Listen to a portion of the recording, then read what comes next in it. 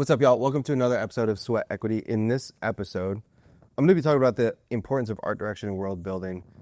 And I would say the irony in this is I think we're actually hyper-focused on art direction as a whole, like as just on the content side, right? Like we went from, on one end of the spectrum, things being very unpolished, like, yo, do not shoot on high production cameras, to then shoot. Now it's like art direction, without the focus on creative direction as well, which I think is a big miss, right? Like everybody is focused on just the idea of these elements and how they can tell like a visual story, or how they can represent, whether it's luxury, whether it's representing nostalgia, etc.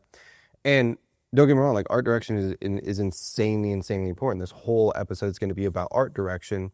But when we're talking about art direction and world building is centered around an idea, it's centered around a perception, it's centered around a story that you're trying to create in somebody's head. And so the way I'm going to be talking about this is how to use art direction to amplify those things, amplify the elements of the story, amplify the elements of a character, etc., so that people feel your world. They don't just see it, they could feel it. They feel like they're a part of it. And for a microsecond, or, for 30, 45 seconds, a minute, whatever, they're a part of it.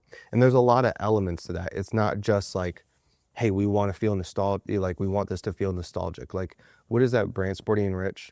Like they do, yeah. Like she does an amazing job of putting people using art direction to put people in a world where it's not just like, hey, we're doing this because it's cool. It's like, this is how our brain exists. And so all of our content is going to put you in that time and place, right? And that's so key. When I think about art direction, there's three primary ways I'm thinking about it through a social lens. So the first one is being collectively for a brand, like as a whole, right? We talked about late checkout on an episode a while ago. Their art direction is the same from every campaign to every piece of content. Sporty and Rich, very similar. Yeah. That's one way. Number two is campaign driven. It's like these micro worlds that you're creating for a campaign or for a product to exist within. I'll touch on tier and like what we did for Maverick, but like you saw one of the most recent examples, like Bandit Running, and what they did for the New York City Marathon. Right, like they created this whole like dystopian universe for the product to live within. That's not their standard. It like matched some of the. New York is dystopian right now, though. It's great, yeah, it is. You still going? Yeah. And there was still like a lot of the same through lines in, the micro world that they created in their overall like brand essence. And typical art direction that they do for all of their content, or even like day-to-day content. Then the third is a series or show based in how you can leverage the art direction to put someone in a time and setting that's familiar or nostalgic or in the future, right? I don't want to harp or like just get stuck on Brooklyn Coffee Shop, but like there's a reason, like Brooklyn's coffee shops art direction does put you in like this Brooklyn, like very creative, kind of snobby hipster world, right? And they do that on. Go ahead. No, hit him with it. It's like the snobby hipster. Yeah, like not right now in New York. And so like if I'll dive in through to some of the different elements, but like if you look at a brand that does it very, very well as a entire whole, late checkout, right? If you look at and we talked about this, where their entire feed, every campaign feels like it takes place in the Grand Budapest Hotel. Wes Anderson. Yeah, like they're so inspired. You can tell that they're so inspired by Wes Anderson, which if you look at his art direction, like his art direction is these nostalgic palettes and color themes, and then like this like very meticulous symmetry with how he uses the framing and the composition. A lot of this is just the continuation of brands as TV and brands as media. Yeah.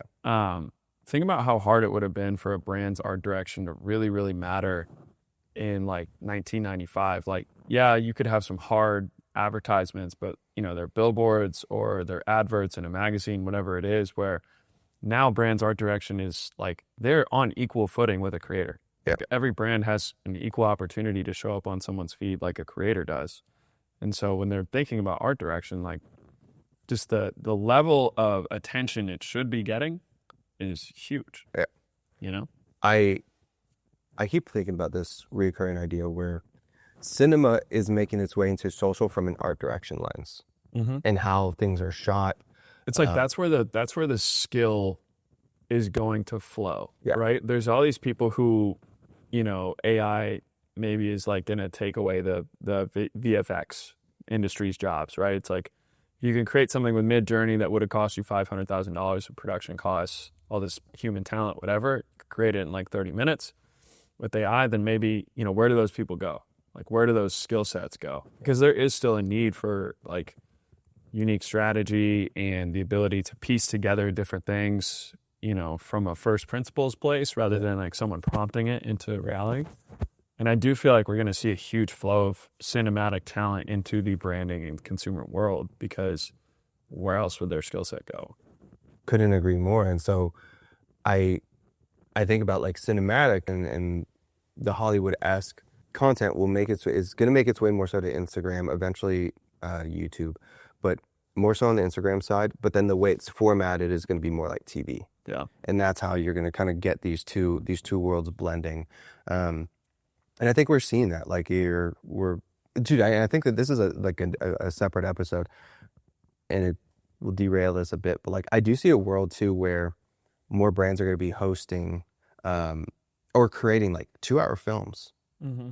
2-hour films that are, maybe it's a once a quarter thing, maybe it's once every 6 months, maybe it's once every year. They're going to be putting on 1.5-hour, 2-hour films that they bring people to literally consume like it was a movie. Like if you look at, movie theaters are dying. Like half the time there's a movie that's out on theater, within the second week it's on Amazon Prime. For sure. You're in meaning you just rent it for $20 at the crib. It's crazy. They have the only in theaters is now a actual value prop that movies are starting to articulate. For sure. Like BPN put on, I think we talked about it, but like that Last Man Standing race. Did you see the Speed, Dick's Sporting Goods, Tom Brady thing? I Show Speed, where he did the NFL Combine metrics. Yeah. And then he like one-on-one versus Danny Amendola. Like Dick's Sporting Goods sponsored that whole thing. Yeah. And I think the triangulation of I Show Speed is like an emergent creator. Dick's Sporting Goods has the bag. And then, the concept is obviously like the NFL that they wanted to attach everything to, right? So those were kind of like the three pillars of this like phenomenal thing. They had the creator with the huge audience who's going to bring in the new blood, kind of the guaranteed baseline of viewership. Yeah. Then they have the concept that they're going to attach it to, the nostalgia, like you're saying. They had the Hard Knocks guy narrating it, Liev Schreiber. So the guy who like narrates Hard Knocks every year. Oh, dude, what's so funny is you said Hard Knocks. You thought School of Hard Knocks? Yes, bro. And I was like, really? He narrated? That's very interesting. But then shout out to James for getting that. Yeah, for sure. Yeah. But the actual guy from Hard Knocks. HBO. Right. And so it felt like you were watching Hard Knocks. There was a lot of association there without necessarily having to infringe on the trademark, which is kind of crazy. And then obviously Tom Brady and Danny Amendola like kind of bring in sort of like, oh, now he's going to go against the GOAT. Yeah. Whatever. Whole thing was a Dick's Sporting Goods commercial. So like, how do you even quantify that as a marketing investment? I don't know. Yeah, for sure. But I do think that the lines are getting blurry, dude. That sort of three-way partnership is so innovative and is really where, like, especially at the enterprise level, you should be looking. But like, with Bandit, right? Like they have all these people running the New York City Marathon. Like they should be trying to own the New York City Marathon. I don't know how they would. But there's so many running influencers. Like maybe like have Matt Choi get smoked by that Kenyan dude that wins every year. You know what I'm saying? Like, do something. No, it's an interesting take. But my goal with this episode is to think about art direction a little more strategically, not just through the lens of like, oh, I saw this brand do it, it's hot, let me recreate it. Because that's not truly how a brand is built. Like a brand understands their art direction and they make it one of one, or they make it very unique, and they have their elements that make it the brands, right? And we'll go through examples of this, but I'm going to give 4 reasons as to why I want someone to thoroughly pay attention to their art direction in 2026, and then how they look at their brand and their world building as a whole, and then say, okay, our art direction is going to cement this next year. So number 1 being art direction defines how the world feels. There's, I like using obvious examples as well versus always, like we're very good at finding like these little brands and breaking them down. sometimes to like get a point across, we have to talk about a big brand and just like, it's fucking obvious. You know what I mean? Like, Yeah. and that's Apple, right? Apple is very minimal, like their art direction is very minimalistic, but futuristic at the same time. Okay. That implies creativity. That implies precision. It implies innovation. Those are very key elements for people like yourself. I mean, there's reasons we have Apple, right? There's reasons that McCoy as a creator is on Apple, right? Like all of these elements are so key, and it's because the art direction is telling us how we should feel about a product. Yeah. If all of their shit was like very messy and very maximalist and very in your face, we wouldn't feel the same way about it. And so art direction is key for describing and defining how we should feel about a product. Bandit Running, again, like if we're going to use them, they're trying to communicate and get you to feel that their clothes is both functional and fashion forward, right? So then how would you be able to use art direction in this case to be able to communicate that feeling? Well, all of their art direction has this focus of like streetwear aesthetic with running functionalism, right? They use, for the streetwear side of it, they use a lot of like urban, gritty context, and then they layer in for the running functioning part, a lot of motion and kind of like this feeling of being in this movement. You see a lot of like blurs, a lot of streaks. You see a lot of these elements. This helps them create like this, the use of the setting and then the use of how they shoot it to create this intersection between functional and fashion forward, right? And so by seeing that content, it is creating the feeling of, or how we should perceive and feel about that product. We should see that in I mean, you could kind of look at the type of runner that runs in New York and is wearing Bandit. It is like, they are fashion forward, and they're also like this function meets fashion type of individual. They're like a leveled, they're not the best runner per se, but they're a leveled up runner from a, I'm communicating that I have money. You know what I'm saying? Like they're also they're very like I go to Rhythm Zero a lot, the coffee shop in Bandit, when I'm in New York. Yeah. And there's always a run club in there. Yeah. And it's fascinating how it's always like a founders run club or like someone in the tech space, right? Like they definitely appeal to a very early adopter type of consumer as well, where it's someone who wants to have the thing before it's cool. You know, like I think Bandit will honestly run into a challenge at some point where they stop being the disruptor.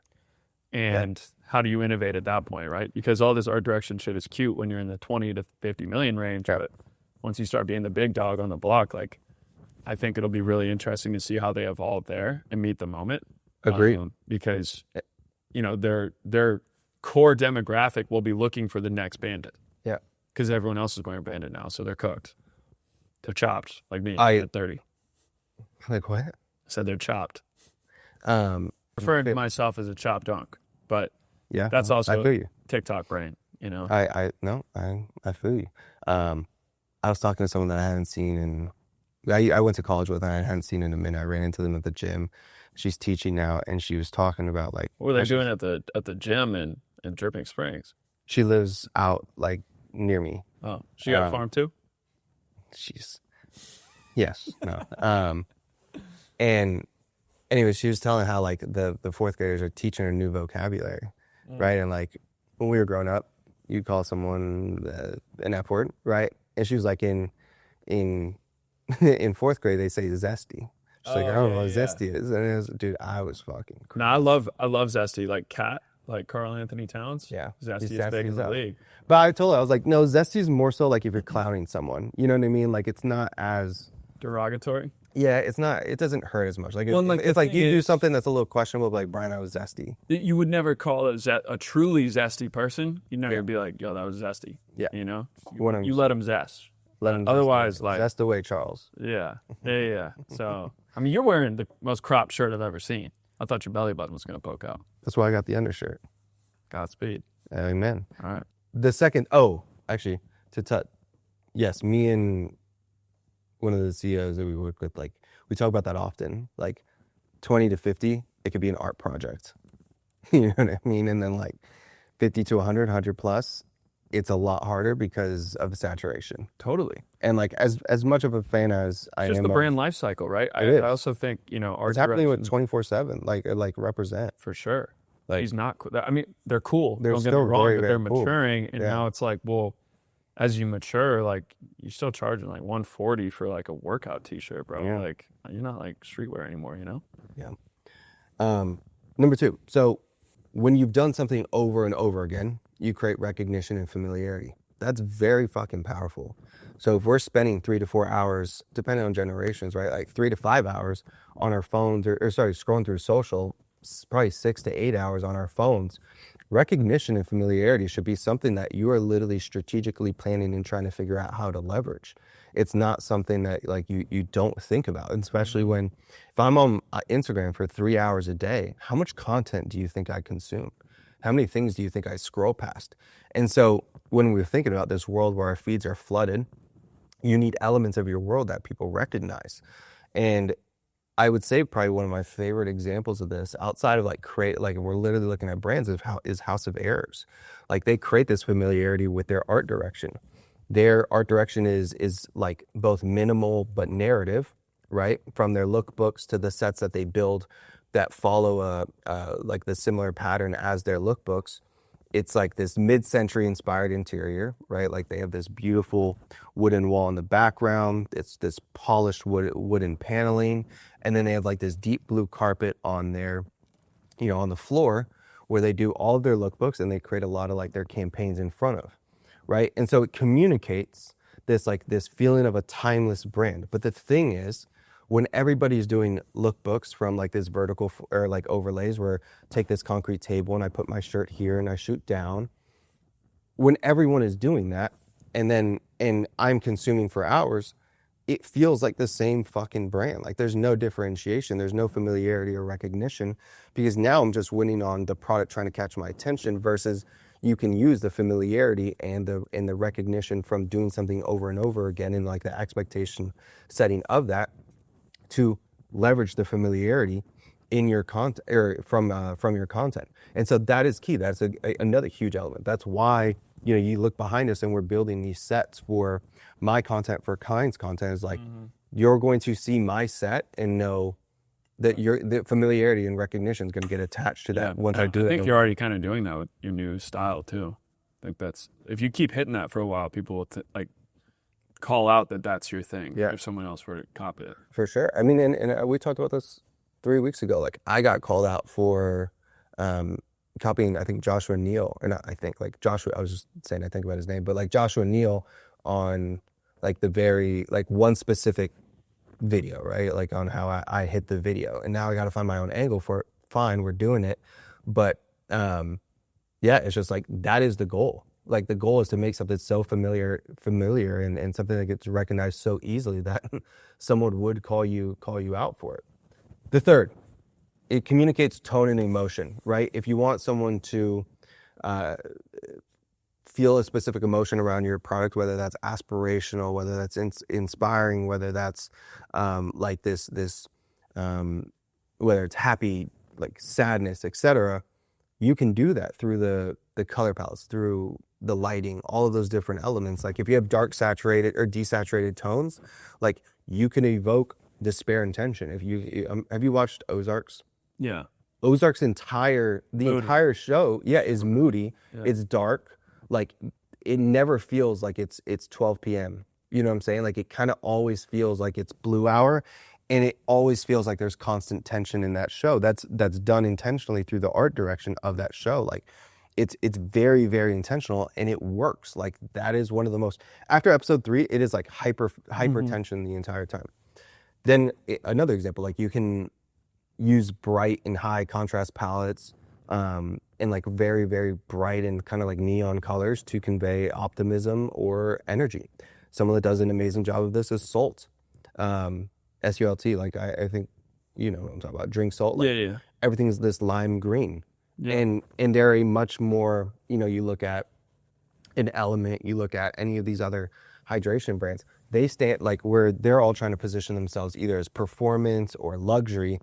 Drink Salt's coming in as like this lifestyle that's full of energy, right? Like for the individual that lives their life to the fullest and they party, but they also take care of their health, right? And they convey that through their art direction by having these fucking very, very bright colors. Yeah. And it conveys that energy. Like you can feel it from their text to the carousels, etc. You could use organic shapes.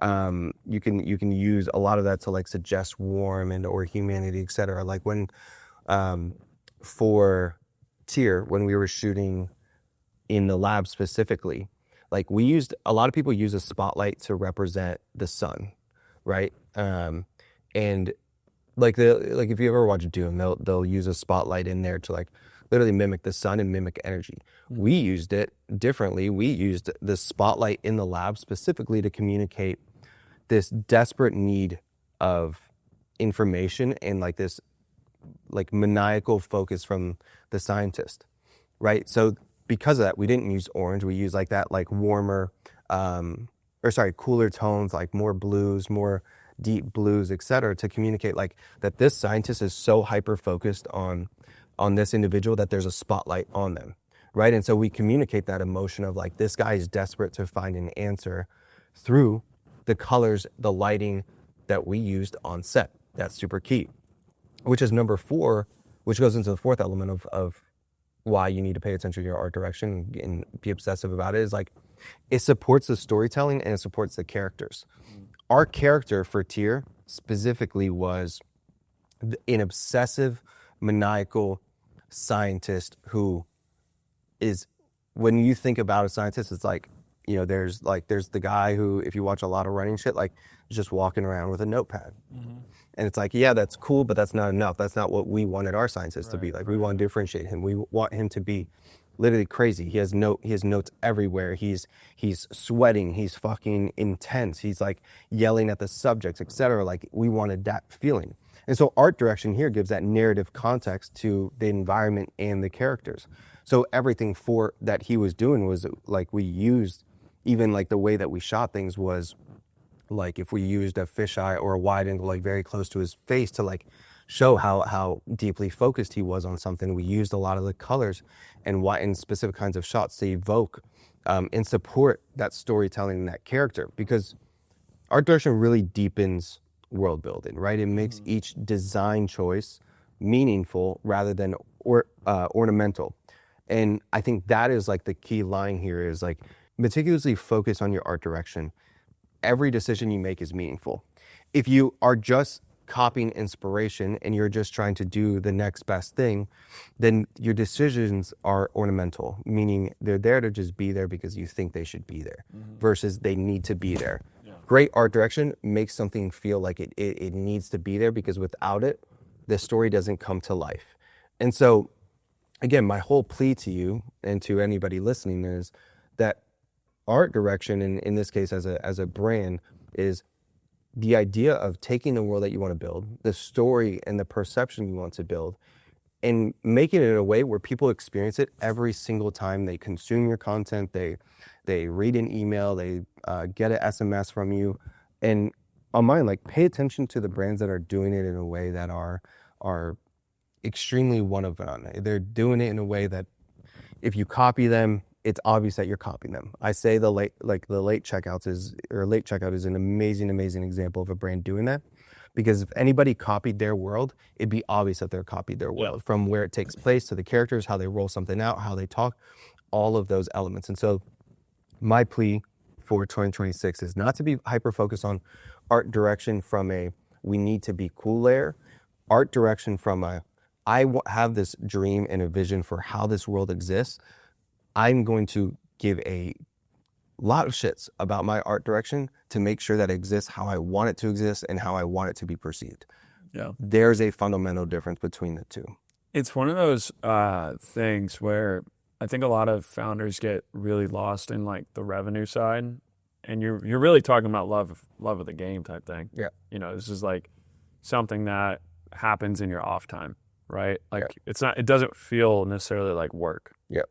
I think, you know, people are so addicted to the numbers and like, what can drive more revenue? How can I send better emails? How can I run better ads? How can I optimize my conversion? Oh, I'm out of inventory. I can't, like, you know, I think this is just something that everyone should, it's an exercise almost. Like, I think that'd be a cool thing that you could even do as like a giveaway long term, would be like, hey, here's like a free like worksheet to like go through and identify where you want your art direction to go. Yeah. You know, because my guess is a lot of people are going to hear this and like want to do it and then honestly not be sure where to start, which my recommendation with them would be like, you got to like look within, and then you're going to think your first idea is stupid or is not going to appeal to anyone. You know, you're going to think, oh, like I just like that. But it's like as minimal as like Power Rangers, right? Like Crazy. stick with me now. You have kids on the way? No, no, but like I feel like Power Rangers or Pokemon or like all these kind of like nerdy things from our childhood, people like really don't necessarily tap into because they're maybe thinking like, oh, this is like not cool, or, you know, people are going to think this is whack, whatever. And at the same time, like taking inspiration from things that we all kind of went through as like either 90s kids or like, I don't know, in the early, like there's just so much power in the association phase that I wonder like how people could drill into things that they don't even think would appeal to a lot of folks that they experienced when they were younger, and, you know, use those associations on their own. The last thing I'll say is there's not a top grossing series or movie that doesn't obsess over world building. Right. Star Wars, Harry Potter, Lord of the Rings, The Godfather, etc. Like these all obsess over the idea of building a world, right? Yeah. And so when you think about that, like that art direction is so key to making sure that world exists and people feel like they're a part of it. So that's a wrap. I will make something. I got some YouTube videos in the chamber that we're loading up, and I'll create fucking playbooks and frameworks, etc. for them. But guys, if you haven't, we have some big changes. Cool. I know we've been talking about it. We're going to start building one of them. I mean, obviously you've seen the office and the difference there, but if you haven't already, please like, subscribe, help us grow this thing. We're growing the team around it. We're growing partnerships around it, etc. And so we are going to make a heavy push in, I mean, the remainder of the year, but even in 2026 to make this thing even better with more guests, more different formats, etc. We're about to get zesty with our testing. All right, we'll catch y'all next week. Peace.